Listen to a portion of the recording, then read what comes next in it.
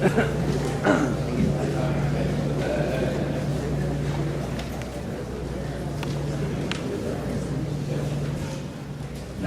ada sebetulnya beberapa program dari pemerintah juga, tetapi hal ini mungkin belum sinergi atau belum diketahui secara umum.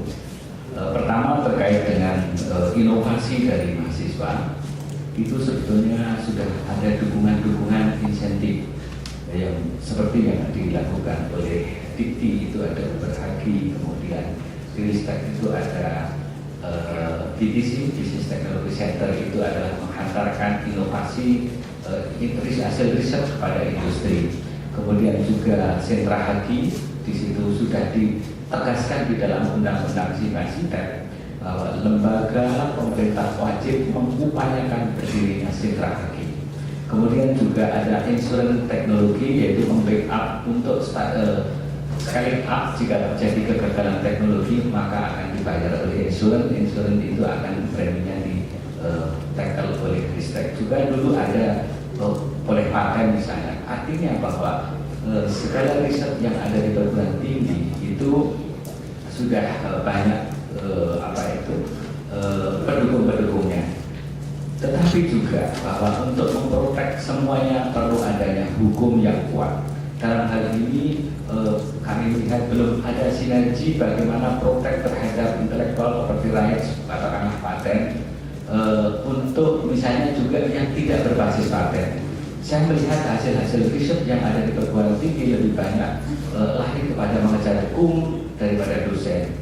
Kemudian semata-mata untuk lahir hasil karya ilmiah yang tidak terimplementasi pada industri. Terkait dengan hal tersebut, teman-teman dengan tanggapan mungkin dari tiga expert yang ini, bagaimana supaya sinergi program pendidikan itu untuk bisa untuk kepentingan bangsa, untuk siap industri, dan untuk dapat komersialisasi. Terima kasih. Terima kasih kepada Pak Ardono. Sekarang yang dikenal, silakan saudara.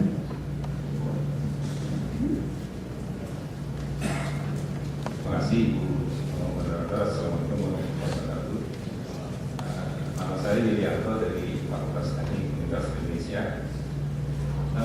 Melihat paparan yang disampaikan oleh para narasumber tadi, sebetulnya saya juga melihat, termasuk dari pertanyaan dari Bapak sebelumnya, ada permasalahan barangkali di bangsa ini atau di pengelolaan negara ini dari sisi groupingnya, pengelompokannya. Saya mencontohkan misalnya Departemen atau Kementerian Pendidikan itu harus mengurusi dari pendidikan dasar sampai S3. Sementara kita melihat dari setiap tingkat pendidikan tadi itu ada kepentingannya. Saya membayangkan barangkali kita bisa melakukan regrouping. Contohnya Departemen of Education itu digabung dengan employment. Jadi artinya dari S1 dari pendidikan dasar hingga pendidikan S1, politeknik dan sebagainya, itu adalah pendidikan yang juga bisa mengatasi masalah kemiskinan. Jadi artinya dia digrupkan, bisa dijadikan satu dengan Kementerian Ketenagakerjaan.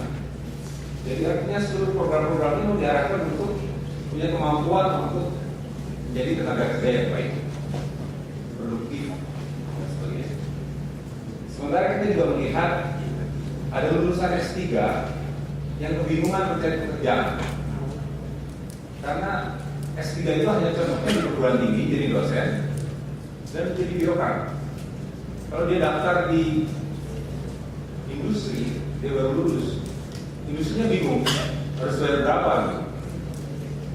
Oleh karena itu, barangkali pendidikan postgraduate itu baiknya digabung dengan Kementerian Industri dan barangkali research, sehingga kita bisa melihat bahwa tujuan pendidikan itu diarahkan untuk ketepatan dan kesesuaian dengan kebutuhan masyarakatnya, bukan karena ya saya punya kepentingan di sini.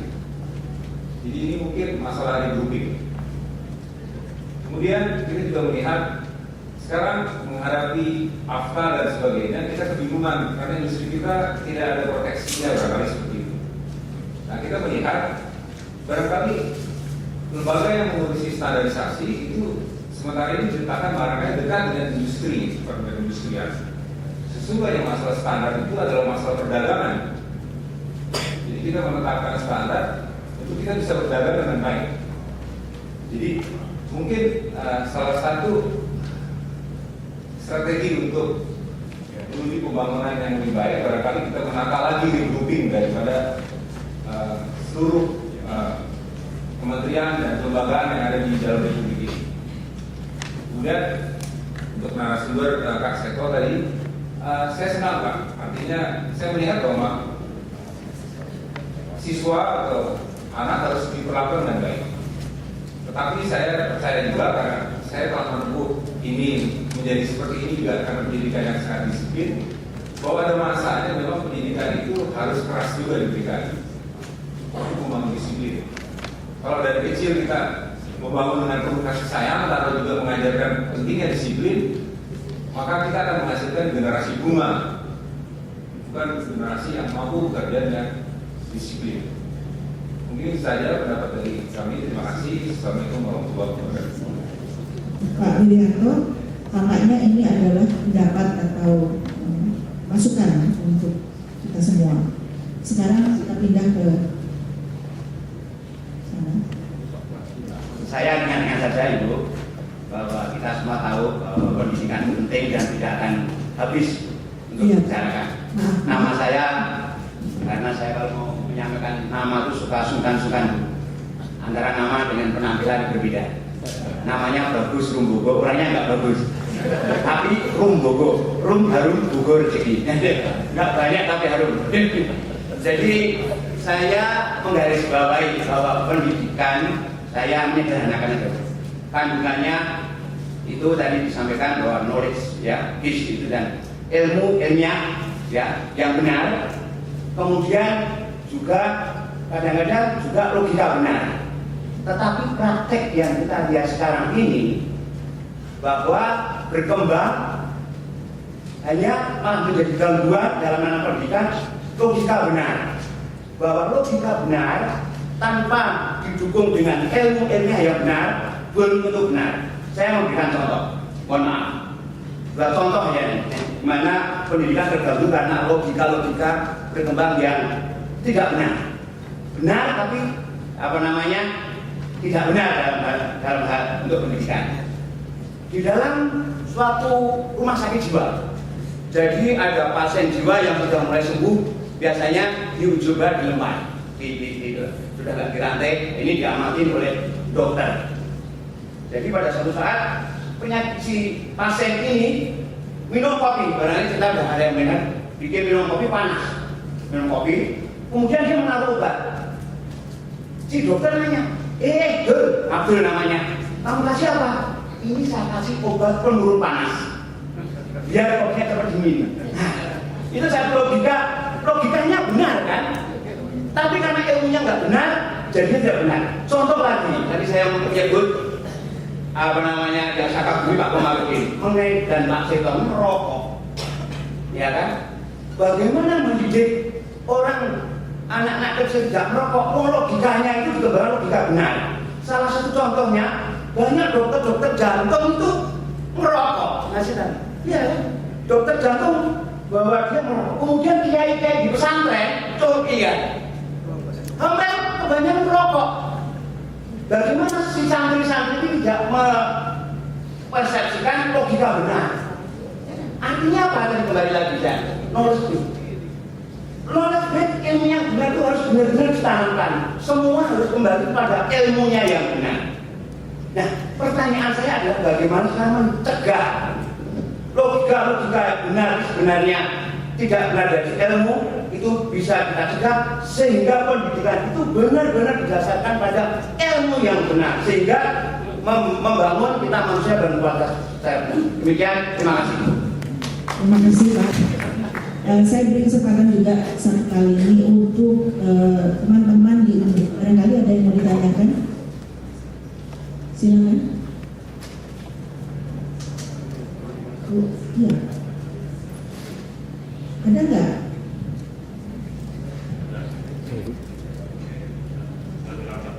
Apanya lagi rapat? Kalau di ITB kayaknya cuma satu orang, jadi apakah yang di ITB mau bertanya juga? Nggak, Undip. Oke, silakan yang di Undip.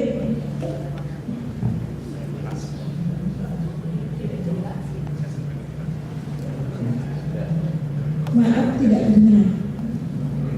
Jadi barangkali bagaimana kalau kita minta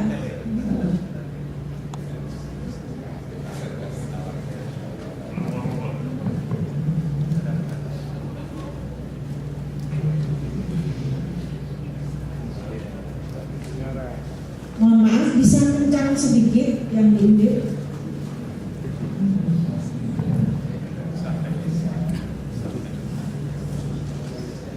Maaf, barangkali mohon maaf yang diundip, barangkali siapkan dahulu, nanti saya kembali lagi. Barangkali mikrofonnya Pak Akon perlu disiapkan dahulu, barangkali. Ya, saya beri kesempatan kepada ketiga panelis. Sebentar Pak, jawab dulu. Ketiga panelis untuk menjawab pertanyaan-pertanyaan tersebut. Saya mulai dengan Pak Komarudin barangkali.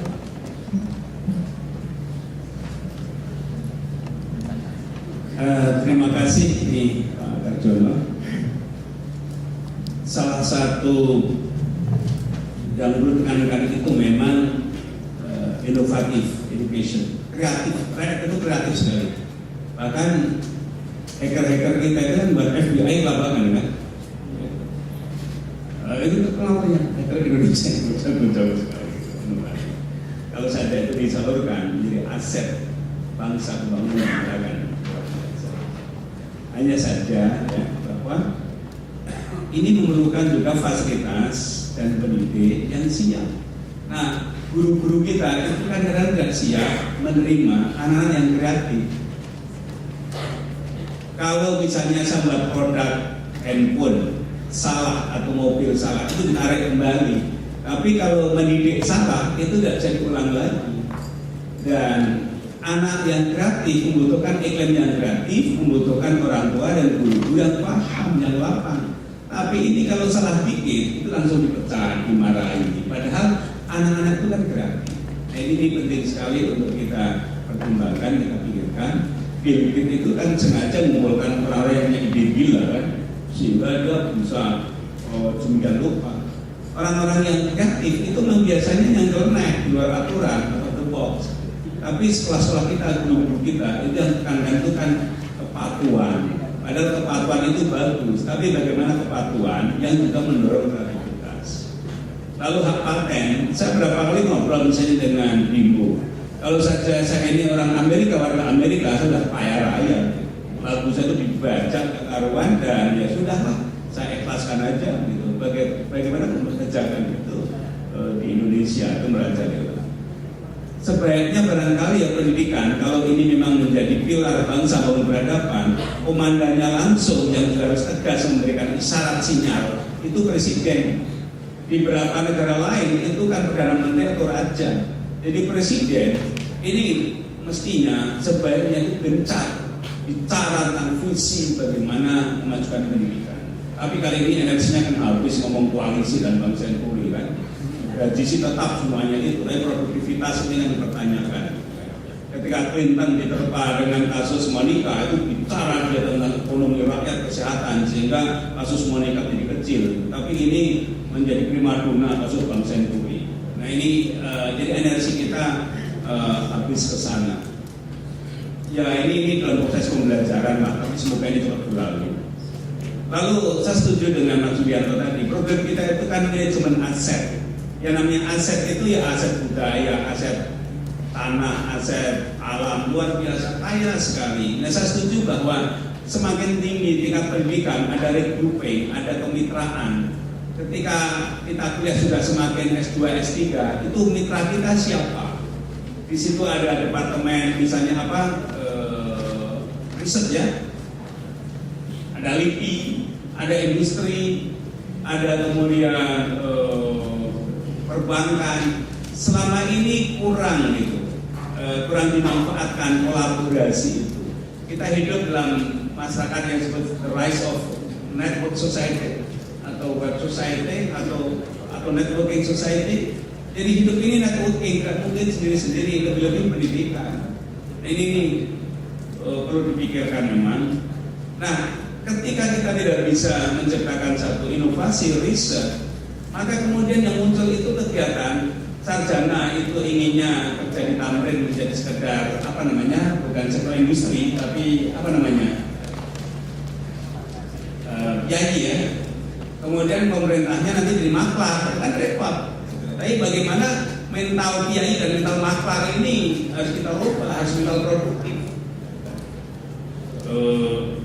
Saya setuju ini yang berikutnya, kita jangan melahirkan generasi bunga. Masyarakat Amerika itu generasi ketiga, ini sekarang masyarakat yang manja.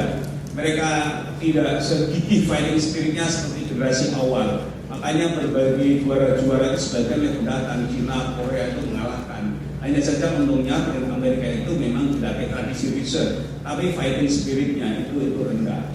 Nah Indonesia juga, Indonesia itu ketika Orde Baru sudah lanjut permanjakan, semuanya serba mudah, serba komisi, serba enak. Dan sekarang ini untuk membalik bagaimana kita meneruskan tradisi 45, semangat juang itu agak sulit. Makanya anak-anak itu memang dikenalkan juga disiplin, dikenalkan kerja keras, tapi dengan pendidikan yang baik, bukan dengan kekerasan, kerja keras tapi berkekerasan. Bagus, saya setuju. Ada 4 prinsip hidup itu ya. Kalau saya bicara tentang the essence, the mission of agama itu ada 4. Satu, bagaimana hidup itu mengikuti kaidah yang baik. Kedua, yang benar. Kalau benar mengikuti logika, kalau baik itu etika. Tapi baik dan benar nggak cukup, harus indah, estetika. Orangnya itu pintar logis, benar artinya baik, tapi ngelomprot, nggak ada estetikanya, nggak enak, lebih guru. Jadi yang baik, yang benar, yang indah itu harus jadi satu, namanya fitrah. Di atas semuanya itu satu lagi, apa yang tempat azas manfaat, memberi manfaat apa pada orang lain. Jadi pendidikan, entah itu pribadi, entah institusi, 4 itu harus menjadi living values. Bertindaklah yang baik, menurut etika, bertindak yang benar, menurut logika, bertindaklah yang indah di pandang mata, menurut estetika, dan bertindaklah apa? Yang manfaat sehingga orang lain itu merasakan keadilan. Terima kasih Pak Mauludi. Berapa?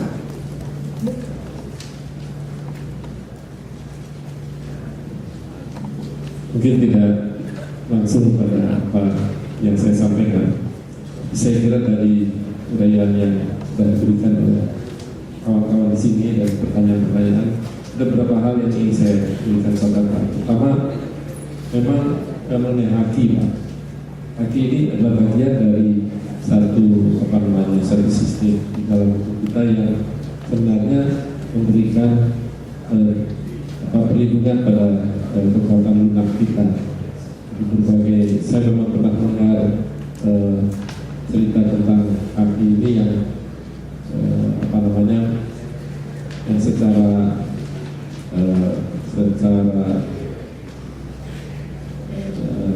sempit itu digambarkan sebagai paten.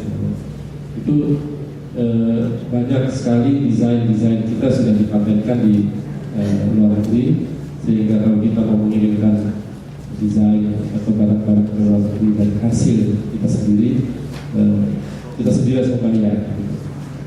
Nah, oleh karena itu saya kira sangat penting bagi Kementerian Bapak bisa lebih banyak mensosialisasikan haki ini, karena inilah sebetulnya salah satu perlindungan bagi kekuatan lunak kita. Kita beruntung bahwa ada 3 hasil budaya kita, yaitu wayang, batik, dan keris yang sudah diakui di dunia. Tetapi kalau itu tidak kita kembangkan potensinya, itu akan hilang sendiri. Itu yang pertama. Yang kedua, mengenai pendidikan dan kebudayaan. Saya kira kaitan antara pendidikan dan kebudayaan itu sangat erat. Saya hanya menjawab bagian kebudayaan saja untuk memperlihatkan bahwa di dalam pendidikan itu kita juga harus bisa menggali hal-hal yang memang sudah ada terlebih dahulu di negeri kita, di di bagian-bagian dari kita ini. Di dalam Bapnas saya kira kita akan gembira bahwa di situ disebut kearifan lokal sebagai salah satu aspek yang harus dikembangkan. Saya masih ingat ketika saya dulu bertugas di Bapnas itu sering frustrasi karena kalau sudah bicara mengenai kebudayaan, bicaranya mengenai departemen agama, departemen pendidikan dan kebudayaan, begitu ya, departemen sosial. Padahal kalau yang saya lihat sekarang ini sangat lebih luas daripada itu. Yang ingin saya tonjolkan di dalam pembicaraan saya yang mungkin tidak sebaik cara yang dilakukan kawan-kawan saya di sini, yaitu bahwa kekuatan-kekuatan lunak ini harus dilindungi dan diramu sedemikian rupa sehingga bisa digunakan untuk menjadi alat dari ketahanan nasional kita dan juga untuk pertahanan. Sebagai salah satu contoh, dalam pada saat ini saya melihat film kartun animasi dari Malaysia yang ditayangkan di AXN atau di Disney acara Disney itu untuk anak-anak, dan tanpa kompleks aksen bahasa Inggris mereka yang dimainkan di situ itu adalah aksen bahasa Inggris Melayu. Saya kira perlu juga lebih banyak melakukan hal-hal seperti itu sehingga budaya kita itu lebih dikenal di luar.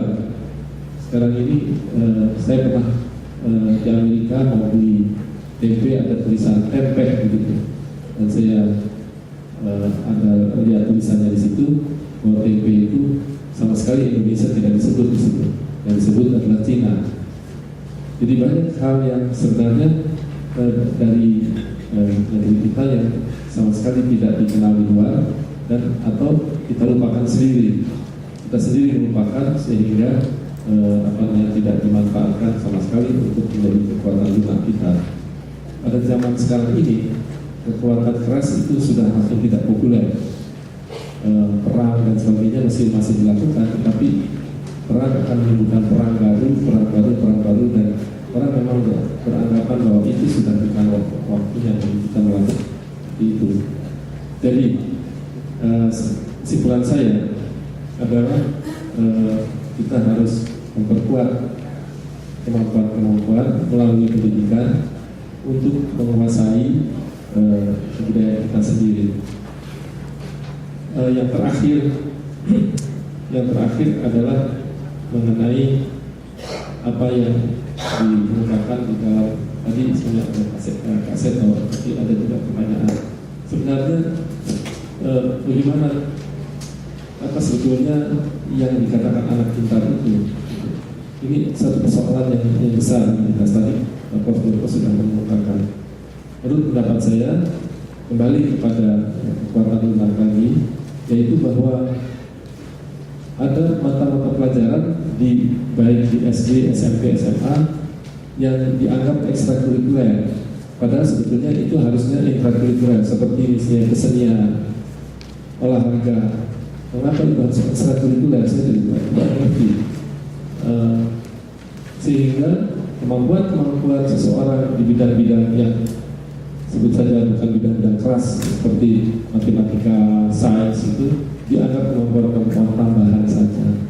Inilah saya kira yang harus kita hindarkan di dalam pendidikan kita, dan itulah yang menjadi orang-orang yang akan menjaga kekuatan lunak kita nanti di masa depan.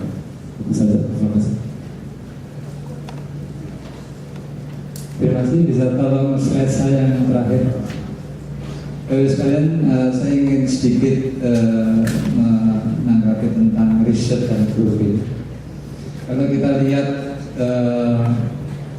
kurikulum pendidikan, kembali lagi kita memang kurikulum ini sudah selesai. tadi datanya dibahas. Sekarang kita coba lihat S1, S2, S3. Tidak semua SMA ke S1, tidak semua S1 ke S2 dan seterusnya. Sekarang output dari S1 itu apa?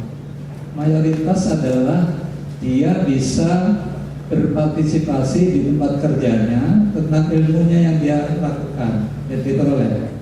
Artinya, kalau lulusan S1, jangan ditanya bagaimana harus mengembangkan perusahaan itu. Memang ada 1-2 bisa, tapi mayoritas tidak begitu. Kalau kita bicara S2, S3, disitulah letaknya. Ini mobil supaya lebih bagus gimana? Research. Tapi ingat bahwa setelah hasil research diterapkan di masyarakat harus lewat hukum itu PT. Sekarang Toyota itu menarik sekian banyak untuk diperbaiki karena pertanggungan jawabnya. Jadi tidak mungkin setiap hasil riset langsung diterapkan di industri, nggak bisa. Ini yang kita kadang-kadang lupa.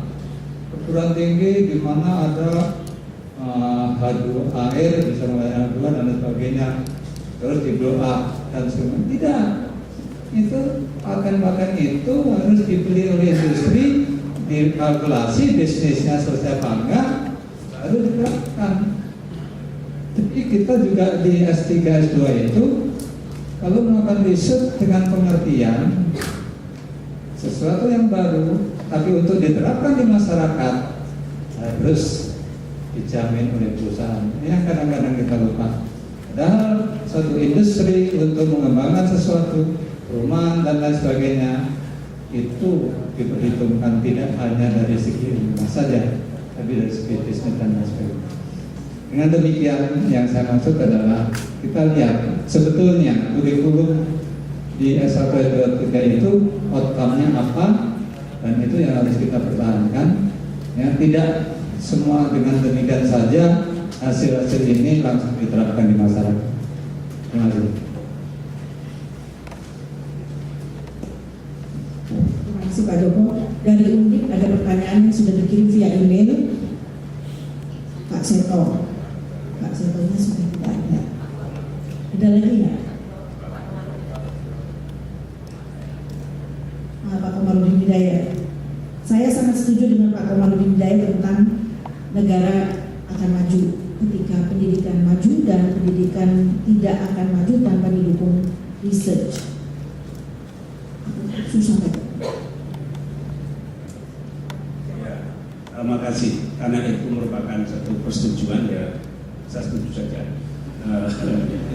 Tapi ini yang diperlukan itu mental research.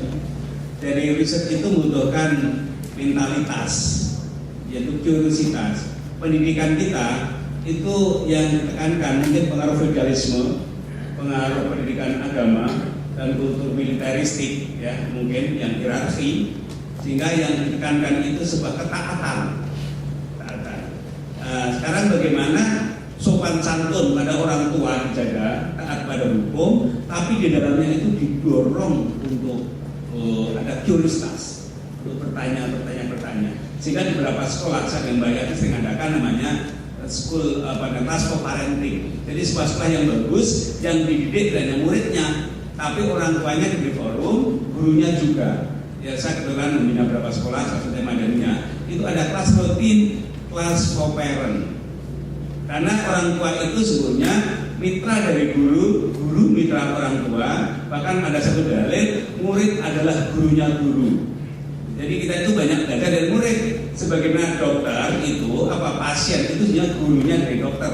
Karena banyak penyakit baru, kemudian dokter baru belajar. Makanya ada rumus, guru yang berhenti belajar, maka dia harus berhenti mengajar. It's easy to be father or mother, but it's not easy to be parent. Yang namanya parent itu ada ilmunya. Maka kalau orang tua tidak ada belajar parenting lagi, jangan-jangan orang tua itu nanti malah bukannya mengantarkan anak untuk berkembang, tapi membonsai anak sehingga dia nanti jadi punten, orang Jawa bilang. Nah dosen juga seperti itu. Makanya sekarang ada dalil, dosen S1 harus S2, dosen S2 harus S3, dosen S3 harus apa? Profesor. Sebab kalau hanya setingkat itu kan repot. Jadi pendidik harus lebih dahulu maju tanpa dia kemudian menjadikan murid lingkungan sebagai tempat belajar. Kultur ini yang perlu dikembangkan, sehingga bilang maaf, bilang tidak tahu, jawabannya minggu depan saya carikan, itu hal yang biasa. Kalau pendidik dosen itu salah boleh, yang nggak boleh bohong. Nah kalau politisi salah nggak boleh, untuk menghindari kalau perlu bohong kan gitu. Nah ini tidak baik. Nah bagaimana sekarang ini dirubah kultur ini? Salah tidak apa-apa asal jangan bohong gitu kan. Jangan sampai salah ditutupi dengan kebohongan luar biasa. Terima kasih. Terima kasih Prof. Kamaludin. Saya juga mengucapkan terima kasih kepada yang bertanya dan mohon maaf kepada yang belum sempat bertanya karena saya waktu kita terbatas. Saya sudah dikasih surat bahwa kita harus mengakhiri acara sesi pertama ini. Dari sesi tentang pendidikan dan kebudayaan ini, saya kira Pak Benny Hood itu menekankan kepada bagaimana membangun kekuatan lunak untuk melalui pendidikan untuk membangun bangsa ini. Kalau Kak Seto itu pendidikan tanpa kekerasan, maksudnya ada 4 fun di dalam pendidikan itu. Kalau Prof Joko bagaimana merubah pendidikan dengan lebih mengapresiasi murid. Pak Kamaludin Hidayat itu antara lain adalah bagaimana meningkatkan rasa keindonesiaan sebagai sebuah ikatan lewat pendidikan manusia Indonesia bisa maju, dan jangan lupa bahwa majunya pendidikan itu adalah melalui research. Kira-kira itu yang dapat saya ungkapkan pada hari ini. Kita akan memasuki session 2. Mohon maaf apabila ada kesalahan-kesalahan dalam menjawab, dalam membuat sebuah kesimpulan dan sebagainya. Mudah-mudahan session ini bermanfaat bagi kita semua. Wassalamualaikum warahmatullahi wabarakatuh. Dan yang telah memandu sesi pertama ini, dan kini kami mohon kesediaan Ibu Damuna Puspawardaya, Sekretaris Majelis Wali Amanat, untuk memberikan cenderamata yang pertama kepada Profesor Dr. Kamaludin Hidayat.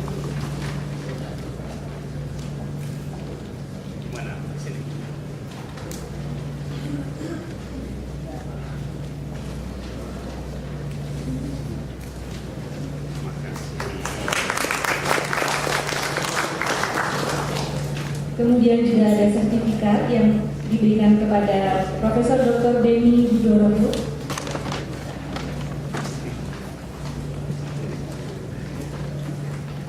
Kemudian pada Profesor Dr. Insinyur Joko Hartanto, MSc. Dan sertifikat diberikan kepada Ibu Siti Darmayati, PhD, moderator sesi ini.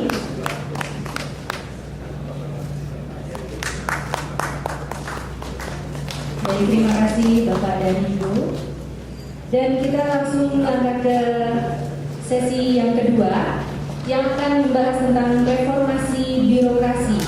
Hadir sebagai narasumber yang pertama adalah Profesor Dr. Triyono Cipto Herianto. Narasumber yang kedua adalah Dr. Andes Prapto Hadi. Dan narasumber yang ketiga adalah Profesor Dr. Eko Prasojo. Dan sesi ini akan dipandu oleh Dr. Roy Valian Salomo. Kami persilahkan para pembicara dan moderator untuk menempati tempat yang telah disediakan di panggung.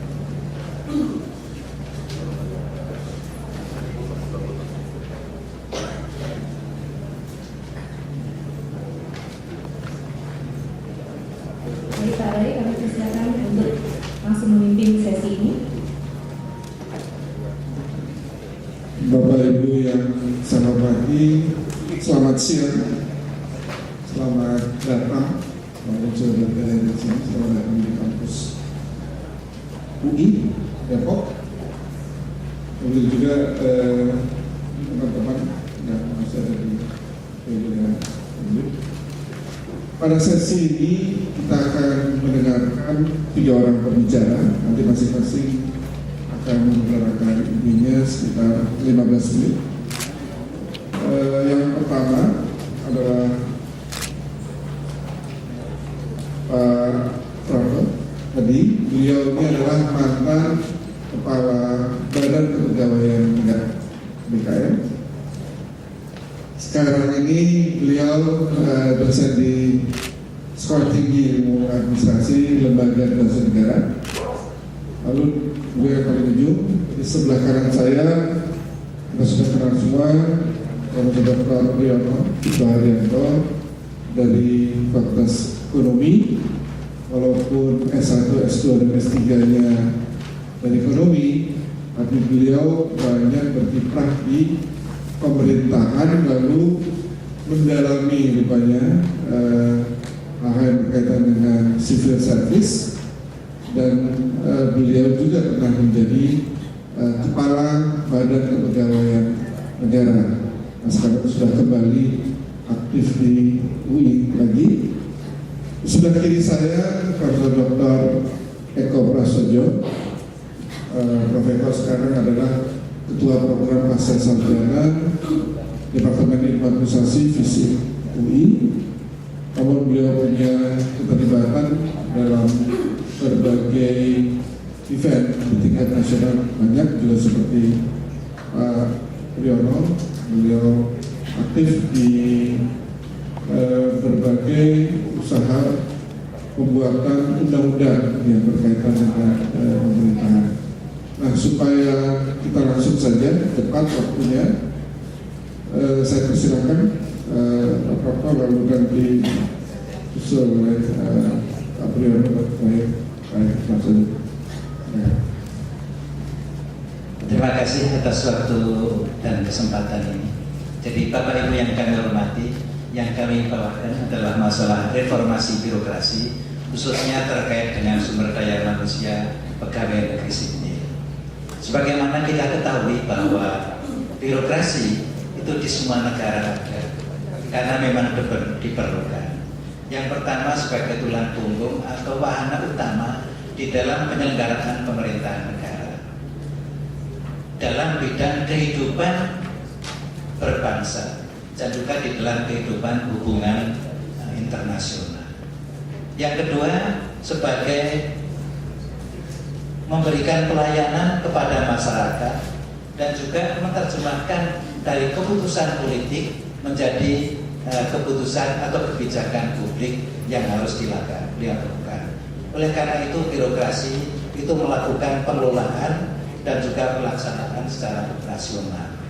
Dan yang penting bahwa birokrasi itu menjadi faktor dan sekaligus aktor untuk menentukan keberhasilan keseluruhan agenda pemerintahan dan juga skenario mewujudkan pemerintahan yang bersih, berwibawa, dan bebas KKN, serta pemerintahan yang baik dengan tata kelola yang baik sesuai dengan asas-asas umum pemerintahan yang baik.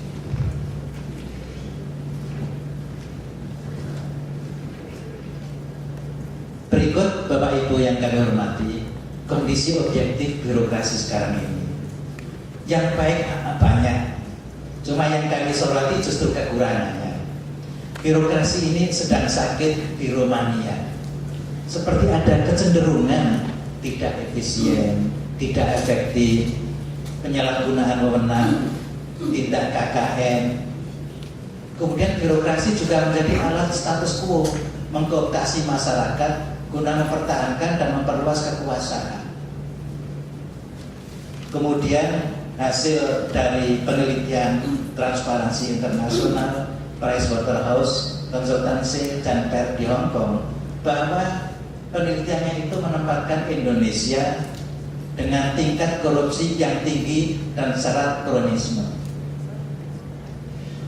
Kemudian juga pengaduan masyarakat yang mengatakan bahwa pelayanan publik di berbagai bidang kurang memuaskan, tidak transparan, biaya tinggi, tidak ada kepastian, prosesnya berbelit-belit, kemudian terjadi diskriminasi. Kemudian indeks pembangunan manusia juga masih tertinggal dibanding tetangga kita, Singapura, Malaysia, Thailand. Ini permasalahan atau kondisi yang kita hadapi. Oleh karena itu, permasalahan sakitnya birokrasi ini mesti segera disembuhkan. Reformasi sudah berjalan 12 tahun. Jangan sampai malah birokrasi itu menjadi part of the problem atau bahkan menjadi root of the problem. Oleh karena itu, bagaimana kita bisa bersama mewujudkan birokrasi yang sehat dan kuat. Arah reformasi adalah pengaturan tata kelola pemerintahan yang baik dengan mempedomi asas-asas umum pemerintahan yang baik. Pertanyaan adalah, apakah birokrasi itu hanya PNS saja? Ataukah termasuk pejabat politik yang membina PNS?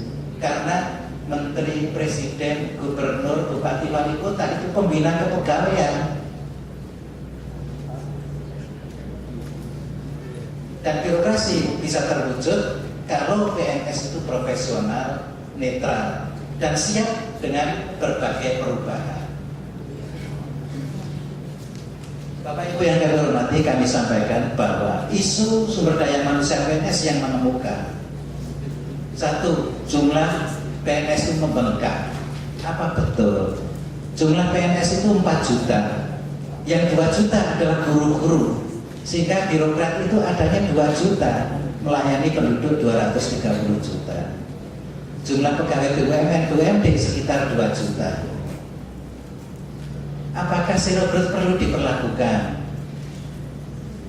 Kualitas kompetensi masih rendah. Kemudian banyak birokrat yang berperilaku seperti penguasa dan arogan. Bahkan ada di daerah yang membentuk kerajaan birokrat. Semua saudaranya diangkat di dalam posisi-posisi kunci. Kemudian tidak melayani masyarakat dengan baik. Ada yang terbawa arus partai politik, ada yang tidak menjaga netralitas, dan juga ada beberapa pimpinan yang justru menghendaki agar PNS itu sebagai penampungan bagi orang yang belum mendapat pekerjaan. Ada yang atlet berprestasi minta dijadikan PNS. Ada orang yang di dalam pertandingan mendapatkan medali langsung supaya masuk jadi PNS tanpa melihat persyaratan kompetensi yang kita harapkan. Oleh karena itu, di dalam paradigma baru, kalau kita baca di dalam Penting Government, maka kita harus menempatkan bahwa pemerintah itu hanya sebagai katalis. Lebih baik mengarahkan daripada melaksanakan sendiri. Sehingga bidang pekerjaan yang bisa diserahkan kepada swasta atau masyarakat dilepas. Jangan sampai kementerian atau departemen malah semakin besar kekuasaannya, kewenangannya, jaringannya. Kemudian pemerintah itu milik masyarakat. Jadi lebih baik memberdayakan masyarakat daripada melayani. Biar masyarakat yang melayani dirinya sendiri. Kemudian pemerintahan yang kompetitif dan mendorong semangat kompetisi di dalam birokrasinya, di dalam memberikan fasilitas, regulasi, jasa, dan barang-barang kebutuhan masyarakat. Pernah nggak Bapak Ibu sekalian kita mendengar ada lowongan dirjen, terus siapa yang mau melamar? Ada lowongan kepala biro atau direktur, siapa yang boleh melamar? Nggak pernah ada. Nah, kalau kompetisi seperti ini kita lakukan, kita akan mendapatkan pejabat yang betul-betul unggul. Barangkali sistem terbuka seperti ini perlu kita lahirkan. Kemudian reformasi SDM PNS.